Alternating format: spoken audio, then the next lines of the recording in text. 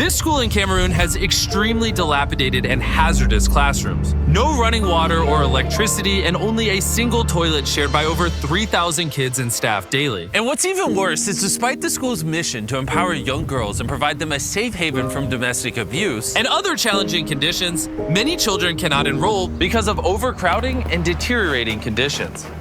So in this video, we're going to rebuild this school from this to this, this to this, and this to this, to give these kids a better opportunity at life. We started out by sending Dan and Darren there a few months ago to see how we could help.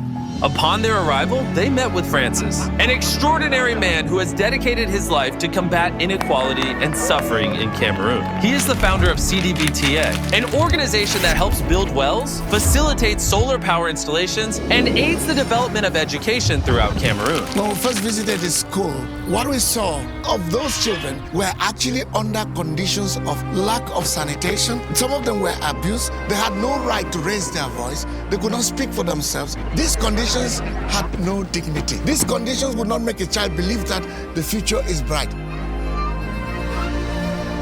The kids that are in the school are sitting in classrooms that are literally made out of scrap wood.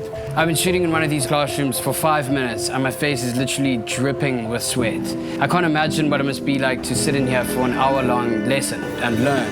The environment is first of all dirty. There is dust all over. We don't have ceiling boards. The state of these classrooms is tragic for many reasons, but mainly because this school is on the border of the English and French parts of Cameroon, making it a rare junction point between two populations in ongoing conflict. This school could help unite these communities. Many people have moved from the English part and they settled in this area. This school became a safe place for them to come and get educated here. But because of the poorly built infrastructure, rain leaks through the roof in winter.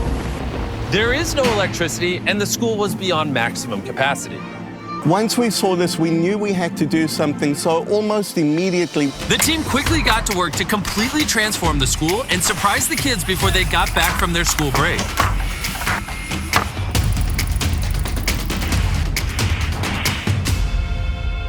And before the kids returned from their holidays, Darren and Dan went to visit their brand new classrooms. Darren and I looked at the new structures which have airflow, they have lights, they have electricity. Let there be light. I can't wait to see the look on the kids' faces, the teachers' faces when they get to see the new classrooms, also the new bathrooms. The school is going to transform thousands and thousands of lives in the future.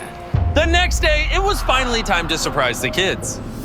There's a whole bunch of people outside the school. This is really exciting. The school was the busiest it had ever been, with kids beyond excited to get a glimpse of the brand new classrooms. I just got out of the car. There's a whole bunch of people over here to welcome me. This is a little bit crazy.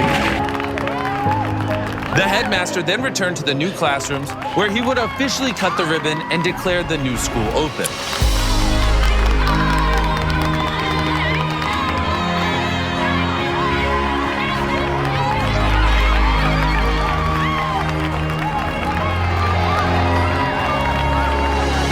When the environment is beautiful, academics move positively. Just the happiness motivates them psychologically to study and study well.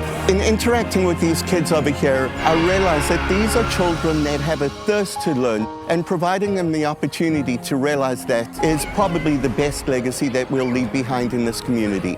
I can't imagine the impact this will have on the lives of children in this school. Thank you, and thank you very much indeed.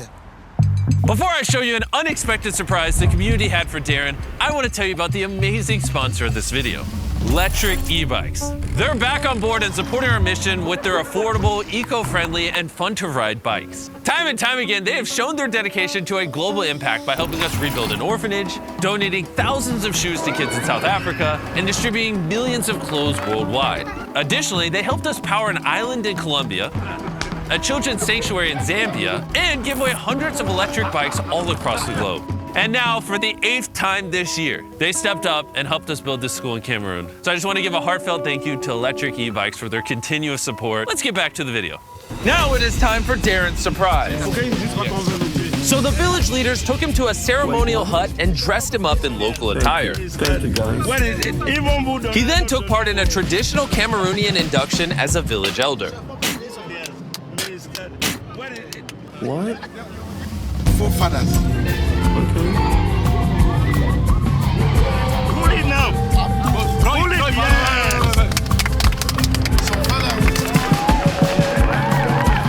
I've just been honored as a chief in the village.